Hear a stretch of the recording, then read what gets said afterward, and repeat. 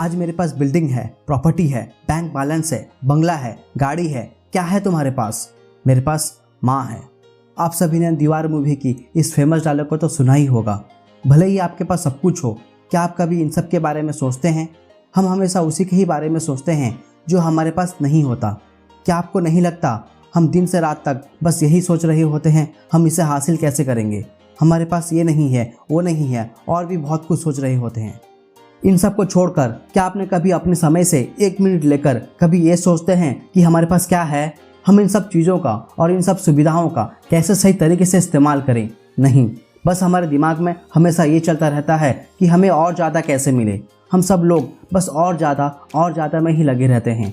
क्या आपने कभी भी नहीं सोचा इस बारे में? अगर नहीं सोचा है तो चलो फिर मैं आपको एक स्टोरी सुनाता हूँ, जिससे कि आप समझ भी पाएंगे और सही तरीके से सोच भी पाएंगे। इससे पहले कि मैं स्टोरी स्टार्ट करूं, प्लीज़ आप सभी से रिक्वेस्ट है कि आप इस चैनल को सब्सक्राइब करें और इस वीडियो को शेयर करें।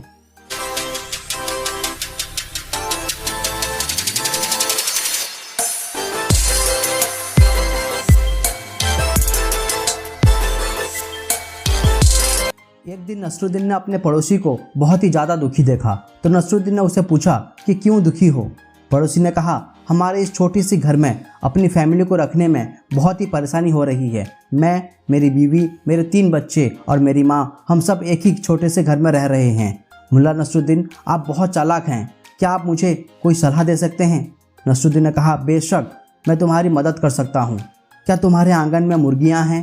पड़ोसी ने कहा, हाँ, हमारे आंगन में 10 मुर्गियाँ हैं। नसरुद्दीन ने कहा, उन्हें अपने घर ले जाओ। पड़ोसी ने कहा, पर हम तो पहले से ही तंग हैं। नसरुद्दीन ने कहा, मैं जैसा बोल रहा हूँ ठीक वैसा ही करो। वह आदमी अपनी परेशानी को सुलझाने के लिए बहुत ही ज़्यादा बेताब था, तो उसने नसरुद्दीन की बातें मान ली और दूसरे दिन आकर नसरुद्दीन से मिला। उसने कहा, परेशानी पहले से भी ज़्यादा बढ़ गई है। उन मुर्गियों की वजह से हम घर में जगह के लिए और भी परेशान हैं। नसरुद्दीन ने कहा, क्या तुम्हारे पास गधा है? उस आदमी ने कहा, हाँ है। नसरुद्दीन ने कहा, उसे भी अपने घर ले जाओ।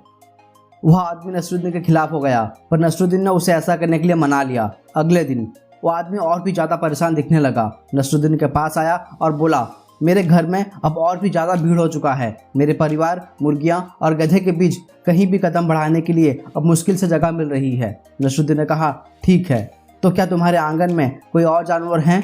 उस आदमी ने जवाब दिया, हाँ, हमारे पास बकरी है। नसरुद्दीन ने कहा, अच्छा ठीक है, उसे भी अपने घर ले जाओ।